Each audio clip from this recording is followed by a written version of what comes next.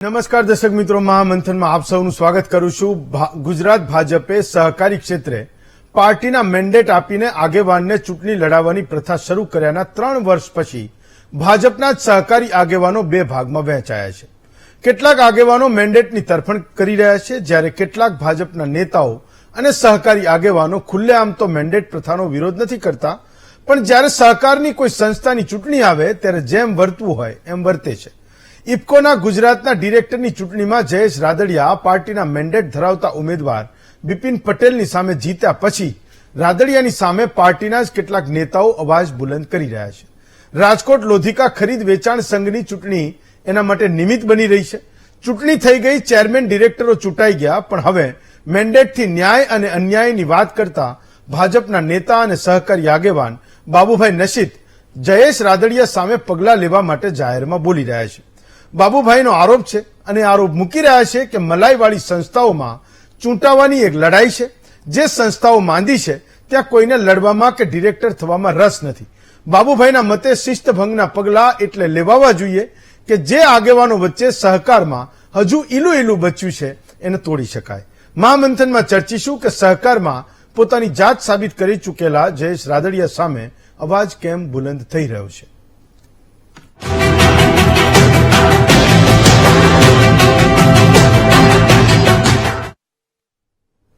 તો એક ચૂંટણી અને વિવાદ કેટલા, એકમાત્ર શરૂઆત થઈ જયેશ રાદડિયાની જીત સાથે। તો ચૂંટણી દિલ્હીમાં થઈ, પણ રાજકોટમાં એક નેતા બહાર આવ્યા, એક સામાજિક આગેવાન અને સહકારી આગેવાન બહાર આવ્યા। એણે એવું કીધું કે ભૂતકાળમાં મારી સામે મેન્ડેટનો વિરોધ કરવામાં ભાજપે પગલાં લીધા હતા, જયેશ રાદડિયાની સામે પાર્ટી પગલાં લેશે કે કેમ। પણ આખી વાતમાં સામાજિક સંસ્થાઓ પણ એટલી અડફેટે ચડી રહી છે। આજે જયેશ રાદડિયા ને એક સવાલ પૂછાયો કે ઇફકોના ડિરેક્ટરની તમારી ચૂંટણીમાં એવો આરોપ છે કે સામાજિક સંસ્થાઓનું પણ એ મતદારોને દબાણ હતું, એમને ફોન થયા હતા કે કોની તરફેણમાં એ મત નાખવાનો છે। એણે કીધું કે રાજકારણમાં સામાજિક સંસ્થાઓએ ના પડવું જોઈએ, પણ જાણે અજાણે એ રાજકારણમાં સામાજિક ધાર્મિક સંસ્થાઓ પણ અડફેટે લેવાઈ રહી છે। તો સૌથી પહેલા એ સાંભળો કે બંને નેતા બોલ્યા શું છે, પછી હું બંને નેતાને એ 1 બાય 1 જોડી રહ્યો છું। પહેલા એ સાંભળીએ બંને નેતાએ પ્રેસ કોન્ફરન્સમાં શું કીધું। મિત્રો, હમણાં જ ઇફકોની ચૂંટણી ગઈ, આવડી મોટી 60,000 કરોડનું ટર્નઓવર ધરાવતી ઇફકોની ચૂંટણી, એમાં બિપિનભાઈ ગોતાને પાર્ટીએ મેન્ડેટ આપ્યો। મેન્ડેટ આપ્યા પછી એને હરાવવાની અંદર આખા ગુજરાતની અંદર સહકારી ક્ષેત્રના માનધાતાઓએ જોર લગાડ્યું અને બિપિનભાઈને હરાવ્યા। એ બિપિનભાઈની હાર નથી, એ ભારતીય જનતા પાર્ટીની હાર છે એવું હું માનું છું। આપણી માની હાર થાય ત્યારે કોઈ મૂંગું ન બેસી શકે, અને ત્યારે હું એવું માનું છું, પાટીલ સાહેબને પણ કહેવા માંગુ છું કે 113 મત જીતેલા ઉમેદવારને મળ્યા છે, તો એ જીતેલા ઉમેદવાર જે 113 લોકો છે આઈડેન્ટિફાય થાય, એમની સામે મારી ઉપર જેવા પગલાં લેવામાં આવ્યા હતા એવા જ પગલાં લે। હું અહીંયા જિલ્લા ભાજપના પ્રમુખ અલ્પેશભાઈ ઢોલરિયાને પણ કહેવા માંગુ છું, જે રીતે મારી ઉપર પગલાં લીધા હતા એવી જ રીતે જે રાજકોટ જિલ્લાના મતદારો છે, હોદ્દેદારો છે, એની ઉપર પણ પગલાં લેવામાં આવે। પાટીલ સાહેબે કીધું કે સહકારી ક્ષેત્રની અંદર ઈલું ચાલે છે, આજે પણ ઈલું ચાલે છે। રાજકોટ ડિસ્ટ્રિક્ટ બેંકની અંદર ડાયાભાઈ પીપળિયા એ કોંગ્રેસના આગેવાન છે, અને આજે હમણાં રૂપાલા સાહેબની ચૂંટણી ગઈ ત્યારે એમને જોરશોરથી કોંગ્રેસ પાર્ટીનો પ્રચાર કર્યો હતો, ઈલું છે। મોહમ્મદ પીરજાદા સાહેબ એ પણ કોંગ્રેસના માજી ધારાસભ્ય છે, એ પણ ડિસ્ટ્રિક્ટ બેંકના ડાયરેક્ટર છે, અને એ પણ ઈલું કહેવાય। ત્યાર પછી રાજકોટ માર્કેટિંગ યાર્ડના વાઇસ ચેરમેન વસંતભાઈ ગઢિયા, જે ડાયાભાઈ પીપળિયાના ખાસ છે, એમને જયારે વાઇસ ચેરમેન બનાવ્યા ત્યાર પછી એમને ભારતીય જનતા પાર્ટીનો ખેસ પહેરાવ્યો। એટલે આ બધુંય ઈલું છે। આ ઈલુંને છૂટું કરી પાટીલ સાહેબ એટલે ઘણાને મજા ન આવી હોય। વિના સહકાર નહીં ઉધાર અને સહકારથી સમૃદ્ધિ ઉધી, આ સૂત્ર બદલી ગયું એવું મને લાગે છે કે સહકારથી મારી સમૃદ્ધિ। કોઈ નેતા શક્તિશાળી પોતાને માનતા હોય તો એને પોતાની પાર્ટી જુદી બનાવવી જોઈએ, અને પોતાની પાર્ટી બનાવી અને પછી એની ઉપર લડવું જોઈએ। બીજા મારા જે નો નફો કરતી હોય એ સંસ્થામાં કેમ પડાપડી નથી થતી જવા માટે, તો એનું કારણ છે કે મલાઈવાળી સંસ્થાઓ, સહકારી આગેવાનો એની ઉપર કબજો છે। બીજું તમને કહું, માન્ય દિલીપભાઈ સંઘાણી સહકાર મંત્રી હતા ત્યારે મારી લડાઈ ડેરીના ભ્રષ્ટાચાર સામે હાલતી, ત્યારે અમે દિલીપભાઈ સંઘાણીને સહકાર મંત્રી તરીકે રજૂઆત કરવા ગયા. ત્યારે અમે રજૂઆત કરીને જેવા રાજકોટ ન પહોંચ્યા ત્યારે ડેરીના સંચાલકોને ખબર પડી ગઈ કે આ લોકો અમારી વિરુદ્ધમાં આવી રજૂઆત કરવા ગયા છે અને એના કોઈ પગલાં ન લેવાના. તો આ પણ ઈલું છે. ત્યાર પછી હું હાઈકોર્ટની અંદર ગયો, 3 પિટિશનો કરી અને ત્યારે મને જયેશભાઈ રાદડિયા સાહેબે એમ કીધું કે આ પિટિશન પાછી ખેંચવાની છે. એ પાછી ખેંચી લીધી. સૌપ્રથમ તો એ લોકો એને મારે જવાબ આપવાનો મારે હોય નહીં, એનો વિષય છે. મેં કીધું એમ કે આ ચૂંટણી એ દેશ લેવલની ચૂંટણી હતી. આખા દેશમાંથી પ્રતિનિધિઓ આ ઇફકોની અંદર આવતા હોય છે અને પગલાં લેવાની વાત ત્યારે આવે કે મેં ભારતીય જનતા પાર્ટીની વિરુદ્ધમાં કામ કર્યું હોય, મેં કોઈ કોંગ્રેસને મદદ કરી હોય, પણ કીધું એમ કે છેલ્લે સુધી ભારતીય જનતા પાર્ટીના એક કાર્યકર્તા તરીકે, જવાબદાર ધારાસભ્ય તરીકે પાર્ટી માટે કામ કર્યું છે. અને જે મારી લોકસભા, મારી વિધાનસભા સિવાય પાર્ટીએ મને જે લોકસભાની સૌરાષ્ટ્રની અંદર જવાબદારી આપી, મેં કીધું કે જામનગર લોકસભા, રાજકોટ લોકસભા, જૂનાગઢ લોકસભા અને પોરબંદર લોકસભામાં મારા વિસ્તાર સિવાયમાં પણ મેં ભારતીય જનતા પાર્ટી માટે એક કાર્યકર્તા તરીકે ઈમાનદારીથી કામ કર્યું છે.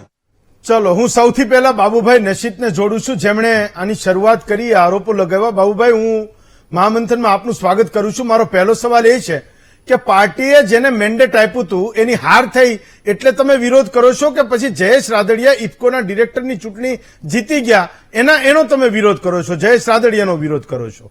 તમે શેના માટે આજે બહાર આવ્યા ને બોલ્યા? બાબુભાઈ, હું અહીંયા કોઈનો વિરોધ કરવા કે કોઈનો ફેવર કરવા માટે હેમંતભાઈ નથી, પણ રાજકોટ લોધિકા સંઘની અંદર મેન્ડેટ પાટીલ સાહેબથી જ્યારે મેન્ડેટની વાત આવી ત્યારે હા. રાજકોટ લોધિકા ખરીદ વેચાણ સંઘમાં ચેરમેન અને વાઇસ ચેરમેનની ચૂંટણી આવી. અમારી પાસે બહુમતી સભ્યો હતા અને છતાંય પાર્ટીનો મેન્ડેટ આવ્યો એટલે અમે મેન્ડેટનું માન જાળવી અને અમે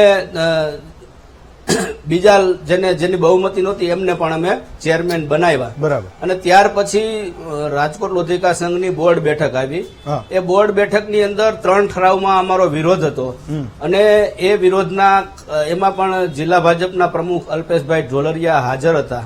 અમે લેખિતમાં એ વિરોધ નોંધાવ્યો અને અમે અલ્પેશભાઈ ઢોલરિયાને પૂછીએ નીકળ્યા કે હવે કાંઈ છે નહીં ને, તો અમે મીટિંગ પૂરી થઈ છે નીકળી. એટલે પ્રમુખશ્રી એવું કીધું કે નીકળો.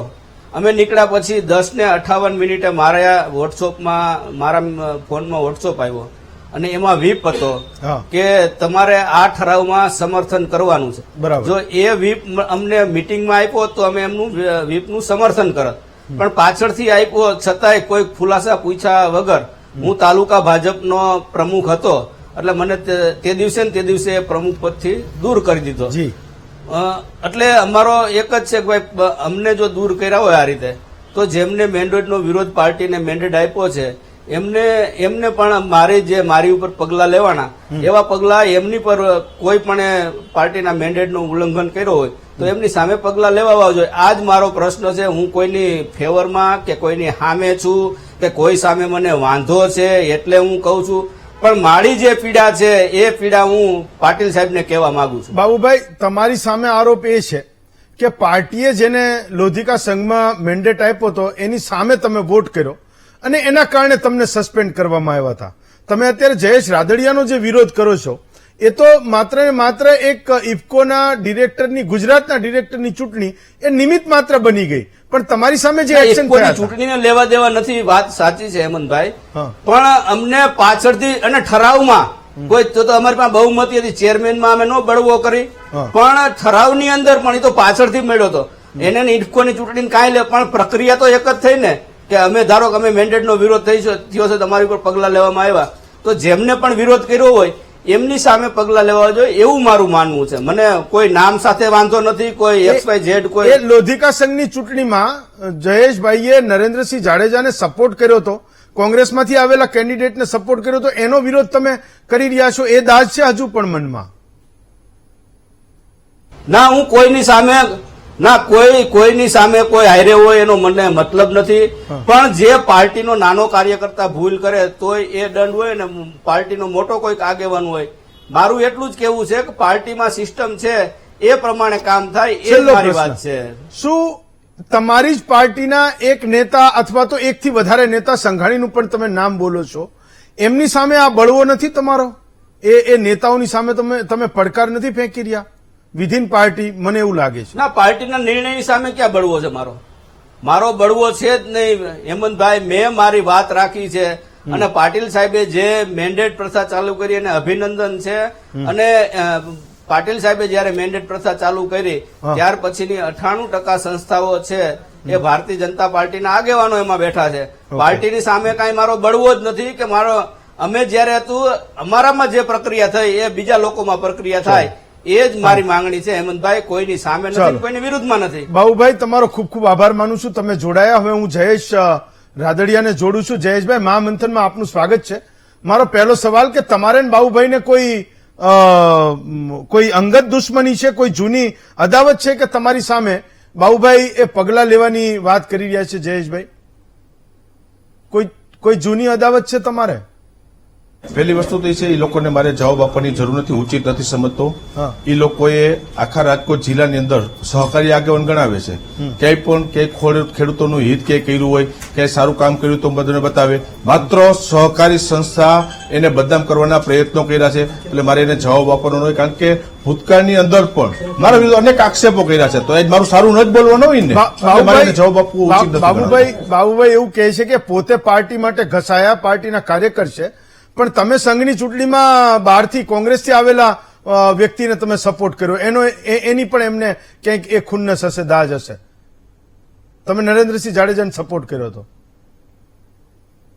હવે એ વાત કરતો હોય તો રાલો સંઘની અંદર બરાબર ત્યારે ચૂંટણી થઈ, એમાં ત્યારે ભારતીય જનતા પાર્ટીના મેન્ડેટ ઉપર ચૂંટણી લડાણી છે.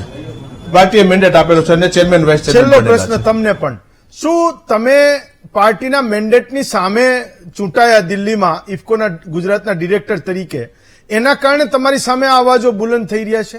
જયેશભાઈ,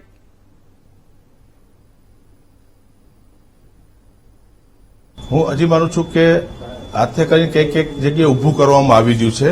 ઓકે. બરાબર, એવી કોઈ ઘટના નહોતી અને કદાચ ગમે ત્યાં થઈ એક યા બીજી પ્રકારે ઉભું કરવા માંગતા હોય અને અલગ અલગ આજે કે આ ભાઈ આવીને તે આક્ષેપ કર્યો એટલે નવું ચાલુ થયું, એટલે મારે એનો જવાબ દેવાની જરૂર નથી. ચલો, હું માનું છું કે આ આખા વિષયમાં તમે લોકો ખૂબ હોશિયાર લોકો છો, કોણ ક્યાંથી શું કરે છે એને સારી રીતે જાણો છો. ચલો, આજના મુખ્ય વિષય તરફ આગળ વધીએ.